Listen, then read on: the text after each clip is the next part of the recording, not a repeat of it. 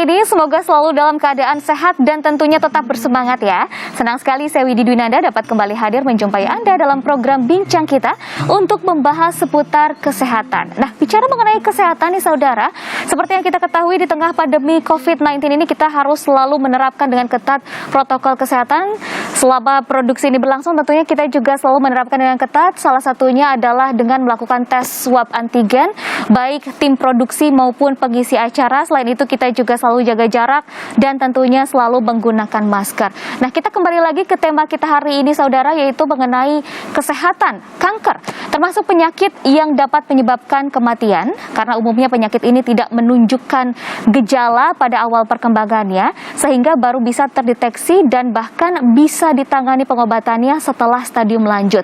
Lantas bagaimana cara penanganan yang tepat bagi penyakit kanker? Kita akan bahas selama 30 menit ke depan hanya di Bincang Kita.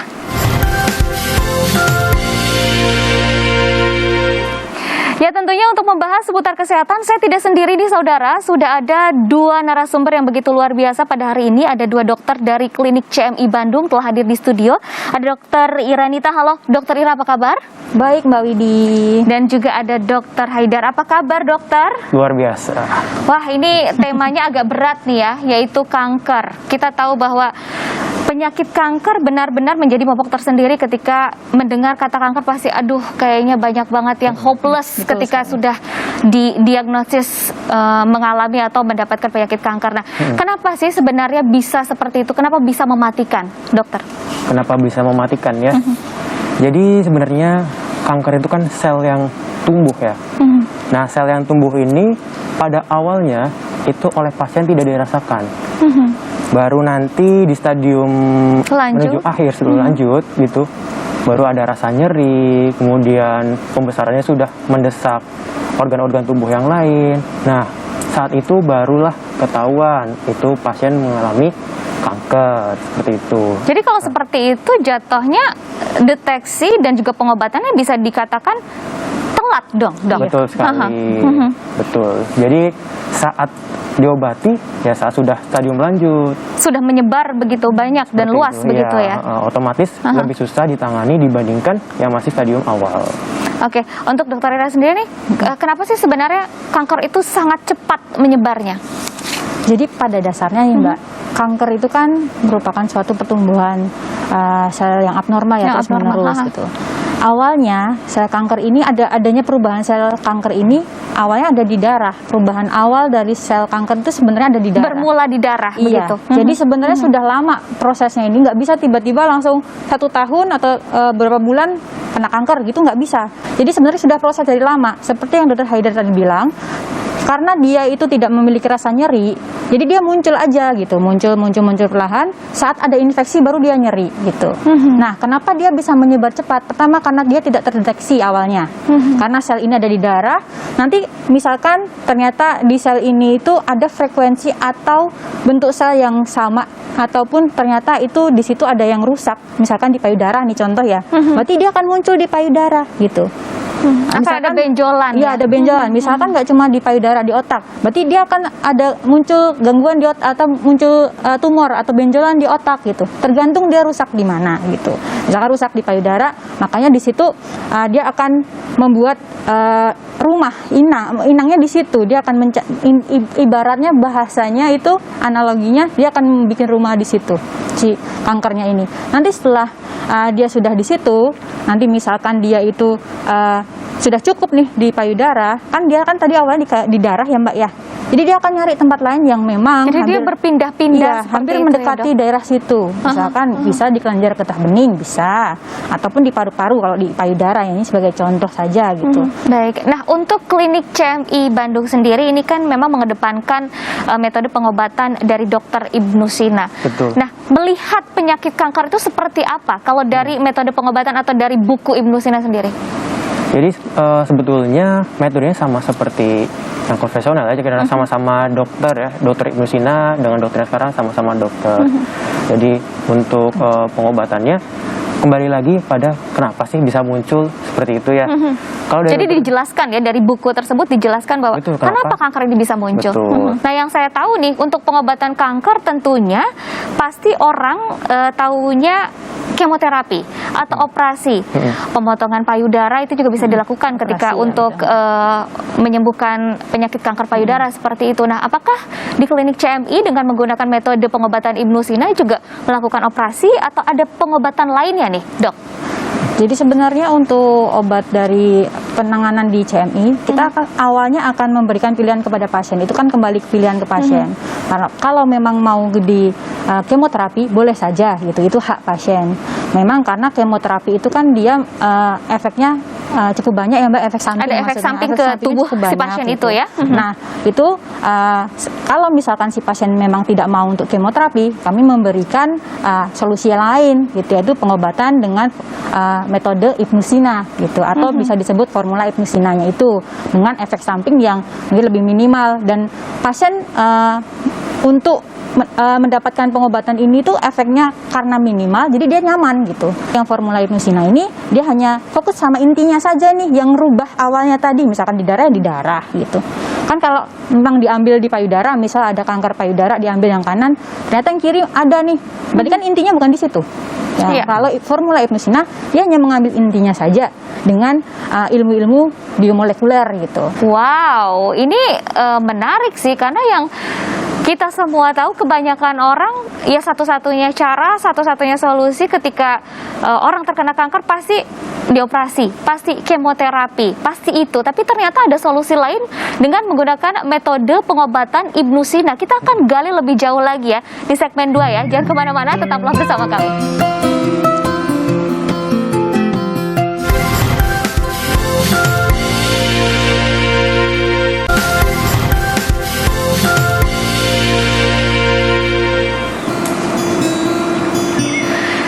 Bersama kami tentunya dalam bincang kita, masih bersama saya Widi Dwinanda dan juga ada dua dokter di sini. Kita akan menggali lagi lebih dalam mengenai pengobatan dengan metode Ibnu Sina bersama Dokter Ira dan juga Dokter Haidar. Tadi kan sudah diinformasikan bahwa ada yang namanya metode pengobatan Ibnu Sina sebagai solusi pengobatan kanker.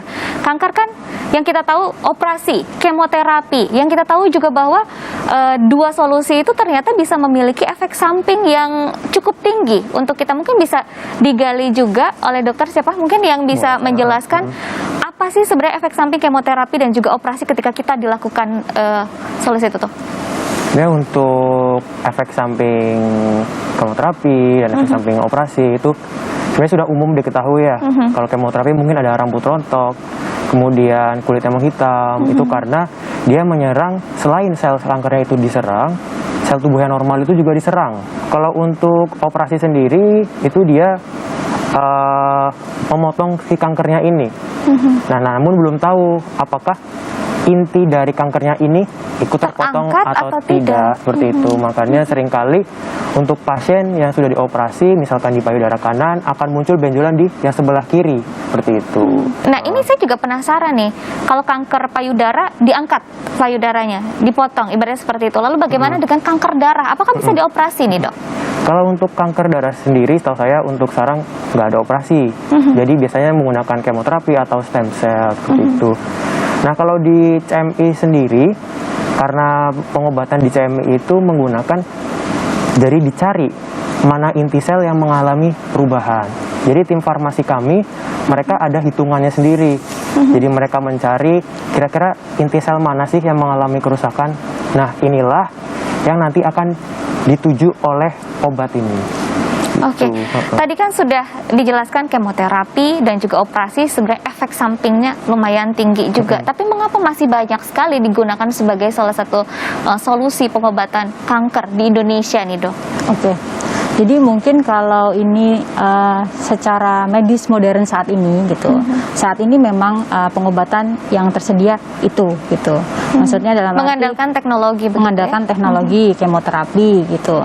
Walaupun memang sebenarnya ada ilmu-ilmu lain yang mungkin terlupakan gitu. Salah yang satunya bisa dikembangkan. Iya, yang bisa dikembangkan, dan sebenarnya juga kemoterapi itu adalah penyerapan dari ilmu yang dahulu juga dikembangkan gitu.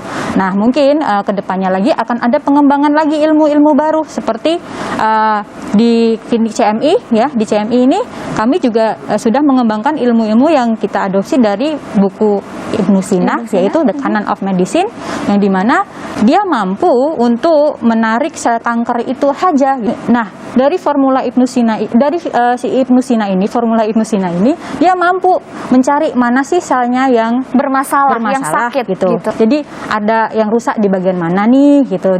Nanti kan kita kan ada teknologi juga nih, Mbak, untuk memeriksa sel mana yang rusak, gen mana yang rusak gitu. Nanti itu formulanya itu hanya memperbaiki yang bagian rusak itu saja gitu.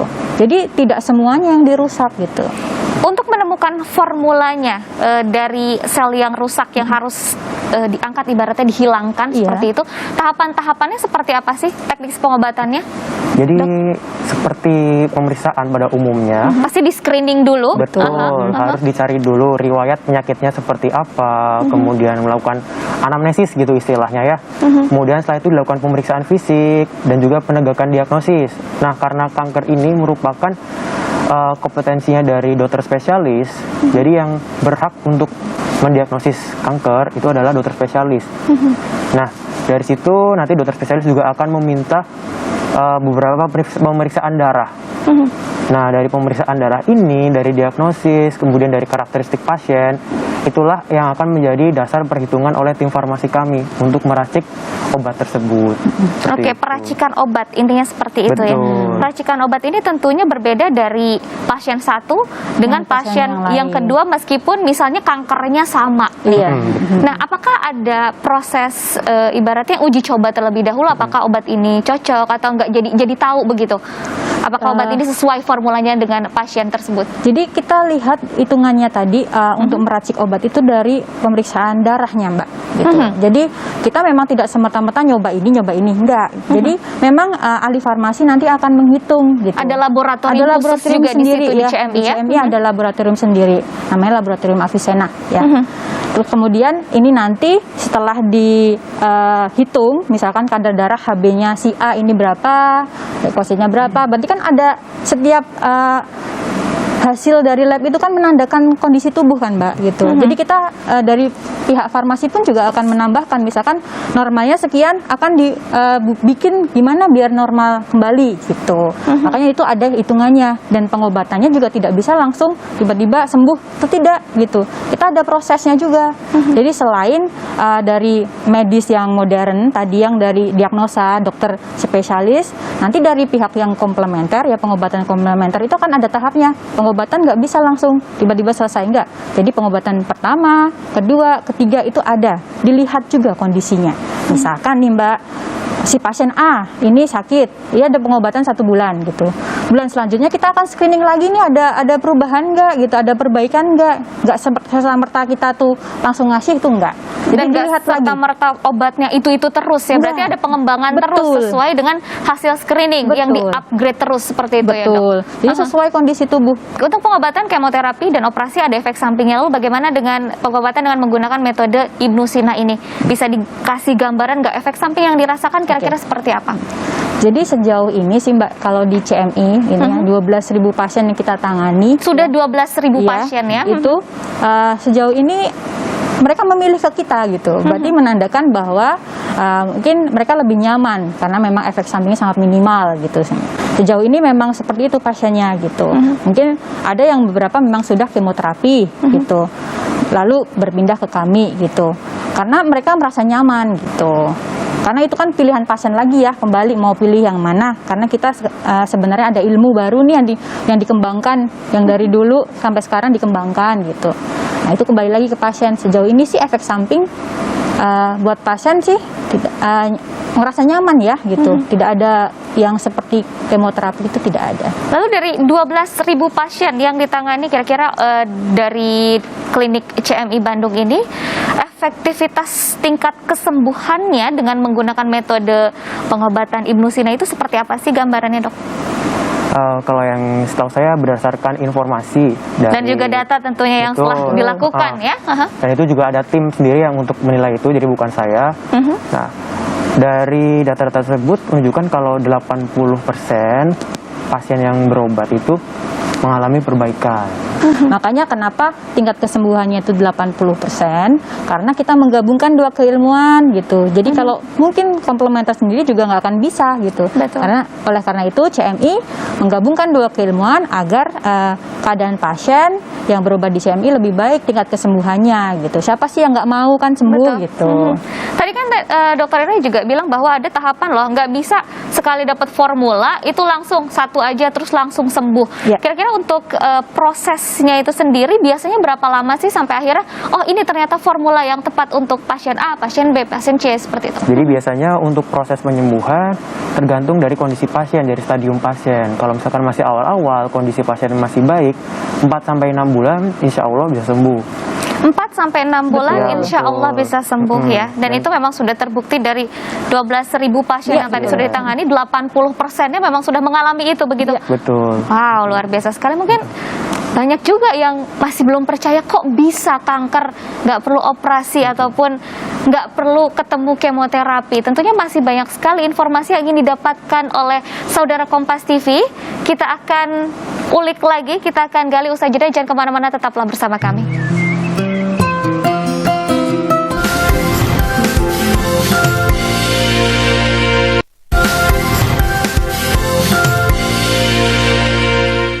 Terima kasih Anda masih bersama kami, tentunya masih di Bincang Kita, dan di segmen sebelumnya kita sudah membahas mengenai penyakit kanker dan bagaimana solusi untuk penanganannya, dan ada pilihan lain tanpa kemoterapi dan juga operasi melalui metode pengobatan Ibnu Sina. Dan untuk Anda yang ingin mengetahui lebih jauh mengenai informasi ini, bisa langsung saja lihat tayangan berikut ini.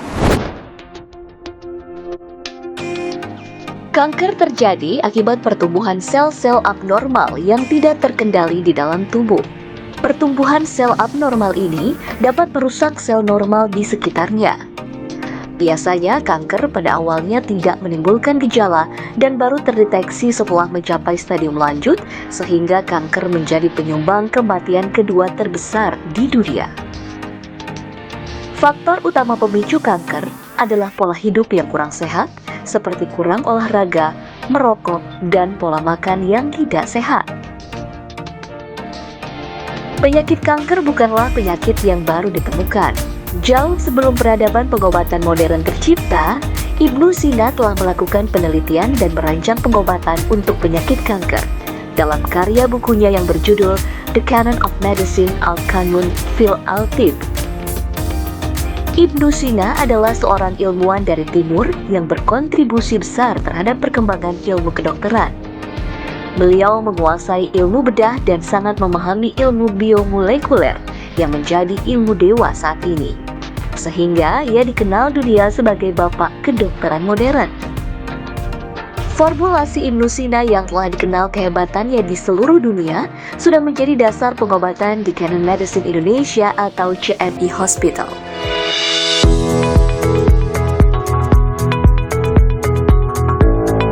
CMI Hospital yang sebelumnya dikenal dengan nama GS Setra ini berlokasi di Kota Bandung, Jawa Barat, tepatnya di Jalan Tubagus Ismail 7, nomor 21. Berdiri tahun 2008 lalu dengan tujuan untuk memberikan pelayanan kesehatan yang lengkap dan terjangkau. Pengobatan CMI mengusung dua keilmuan besar, yaitu ilmu kedokteran modern dan ilmu kedokteran komplementer dari timur berdasarkan buku The Canon of Medicine Al-Qanun fil Al-Tib karya Ibnu Sina.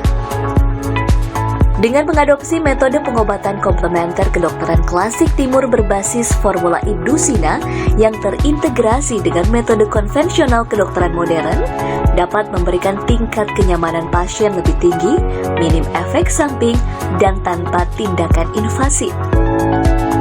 CMI ini tujuannya yaitu menjadikan sebagai tempat pengobatan komplementer yang terbaik di dunia, dengan didukung oleh ilmu dan teknologi yang mutakhir. Di CMI ini kita terapinya menggabungkan dua ilmu, yaitu ilmu kedokteran klasik dan ilmu kedokteran modern, di mana ilmu kedokteran klasik itu kita berbasis pada Canon of Medicine, buku yang ditulis oleh Ibnu Sina. Di CMI itu berfokus pada 4 penyakit, yaitu penyakit jantung, ginjal, diabetes, dan penyakit kanker. Itu semua akan kita rawat dengan berbasis pada kedokteran klasik maupun kedokteran modern, di mana kita akan berjalan selalu secara integrasi. Penggabungan atau integrasi yang serasi inilah yang membawa tingkat kesembuhan pasien lebih tinggi dan kualitas hidup pasien meningkat. Setiap pasien yang datang akan diperiksa oleh para dokter dan dilakukan pemeriksaan penunjang medis yang diperlukan untuk menegakkan diagnosis pasien. Para dokter akan memberikan informasi yang lengkap mengenai diagnosis pasien dan memberikan berbagai pilihan terapi yang ada saat ini. Pasien yang ingin mengetahui informasi lebih dalam mengenai formula Ibnusina akan dirujuk ke BPT GR Setra dan melakukan konsultasi dengan para konsultan komplementer kami yang profesional dan berpengalaman.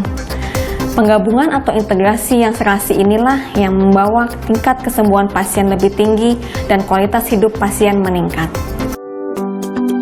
Untuk memberikan pelayanan terbaik kepada masyarakat, CMI Hospital telah dilengkapi dengan fasilitas medis seperti laboratorium, tenaga dokter ahli, ruang rawat jalan, dan ruang rawat inap, serta memiliki instalasi farmasi medis dan komplementer yang lengkap. Pelayanan CMI mencakup pelayanan konsultasi medis, konsultasi komplementer, diagnostik laboratorium klinik, pengobatan modern, dan pengobatan klasik timur berbasis formula Ibnusina. Keberadaan laboratorium yang dilengkapi dengan peralatan mutakhir dan komprehensif sebagai sarana penunjang medis untuk diagnosis, serta sebagai kontrol pengobatan yang dilakukan pasien, sehingga perkembangan terapi pasien dapat terpantau dengan baik. Biasanya metode pengobatan pasien kanker saat ini dengan operasi, kemoterapi, atau radiasi. Namun, pengobatan tersebut memiliki efek samping dan juga membutuhkan biaya yang besar. Di klinik utama CMI, metode untuk pengobatan penyakit kanker sudah dibuat dengan sistematis berdasarkan ilmu konon karya Ibnusina. Pemberian racikan obat formula Ibnusina harus disesuaikan dengan hasil diagnosa dokter ahli di CMI Hospital. Untuk pasien penderita kanker, formula Ibnusina memiliki kemampuan untuk memutuskan sel-sel kanker, sehingga pasien dapat sembuh tanpa kemoterapi ataupun operasi. Jadi setelah diagnosa tegak ya, setelah pemeriksaan laboratorium, kita juga harus tahu tinggi badan pasien, berat badan pasien, dan golongan darahnya. Karena dari situlah dasarnya tim farmasi kita bisa meracik obat sesuai dengan kebutuhan pasien. Formula Ibnusina ini dia bekerja dalam hitungan detik, di mana kanker itu sendiri menyebar dalam hitungan menit. Jadi obat ini dirancang bekerja sangat cepat dan terprogram. Dia cepat dan terprogram. Jadi kecepatannya juga oke, lalu terprogramnya itu dia tidak akan merusak sel yang masih normal. Dia hanya merusak sel kanker saja, karena memang dirancang pasangan obat itu adalah sel kanker. Sehingga pasien itu merasa lebih nyaman. Klinik utama CMI yang memberikan terapi medis yang menggabungkan ilmu kedokteran modern dan komplementer berbasis formula Ibnusina dapat membawa tingkat kesembuhan pasien hingga 80%. Sehingga klinik utama CMI menjadi incaran pengobatan para pasien penyakit kanker. Saya merasa sangat nyaman sekali berobat ke klinik CMI ini. Alhamdulillah, saya sudah sembuh, saya sudah sehat dari penyakit kanker ini. Terima kasih untuk semua tim medis dari klinik CMI. Saya yakin formula Ibnusina yang dimiliki klinik CMI ini bisa memberi manfaat yang sangat besar dalam dunia medis saat ini. CMI Hospital hadir memberikan solusi, tak hanya untuk penderita penyakit kanker, namun juga penyakit mematikan lainnya, seperti jantung, gagal ginjal, dan diabetes.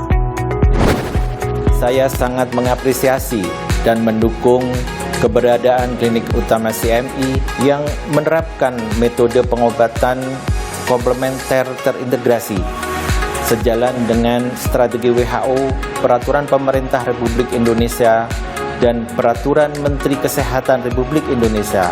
Semoga klinik utama CMI dapat menjadi pilihan yang baik, nyaman, dan dapat meningkatkan kualitas hidup pasien. Bila Anda sudah divonis menderita kanker, tak perlu khawatir. Segera konsultasikan dengan datang langsung ke klinik utama CMI di Jalan Tubagus Ismail 7 nomor 21, Kota Bandung, atau telepon di 022 253 1000.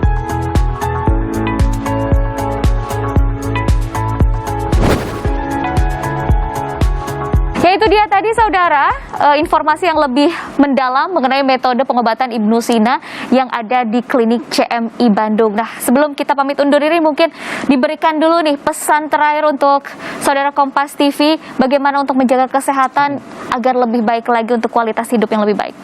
Ya, jadi gini ya Teh Widya, untuk masyarakat-masyarakat di Indonesia khususnya ya, mau pengobatan apapun, mau kemoterapi, mau imunoterapi, kemudian mau operasi, maupun pengobatan dengan formula Ibnu Sina, ini semua diciptakan untuk kebaikan dan kesembuhan dari pasien. Jadi semua akan kembali lagi kepada pasien sendiri, mau memilih yang mana yang menurut mereka itu baik gitu. Jadi dan nggak ada yang yang paling buruk. sesuai Iya, untuk tubuhnya. Betul, jadi nggak ada pengobatan yang buruk. Baik, tidak ada pengobatan yang buruk karena semua pengobatan itu untuk kebaikan dan kesembuhan si pasien. Baiklah, Dr. Ira dan juga Dr. Haida, terima kasih atas waktunya ya. Tidak terasa 30 menit sudah berlalu, berarti waktunya kita bertiga pamit undur diri dari hadapan Anda. Dan sebelumnya saya ingatkan kembali untuk selalu mematuhi protokol kesehatan dimanapun Anda berada. Saya Widi Dwinanda pamit, sampai jumpa dan selamat beraktivitas kembali. Terima kasih banyak, Dok.